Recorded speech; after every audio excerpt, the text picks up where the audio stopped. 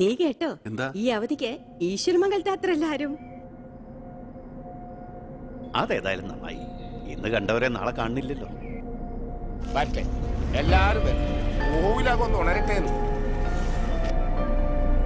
എവിടെ കൃഷ്ണൻ? ആ തഞ്ചു നോക്കി വന്നതാ. അയാൾ അങ്ങനെ ഒരാളാ. ചിലപ്പോ കാണും, ചിലപ്പോ കാണില്ല. ചില നേരത്ത് അങ്ങനെ ഒരാളുണ്ടോ എന്ന് പോലും എനിക്ക് സംശയം. പഴയ കോവിലകല്ലേ, അങ്ങനെ ചില ദുരാത്മാക്കൾ.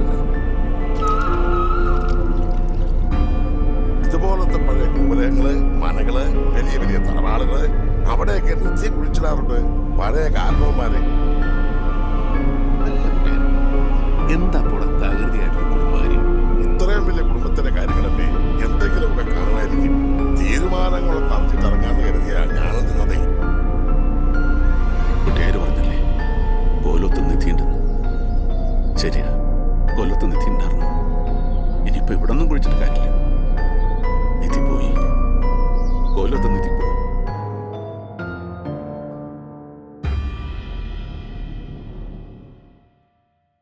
അമ്മേ, അമ്മേ,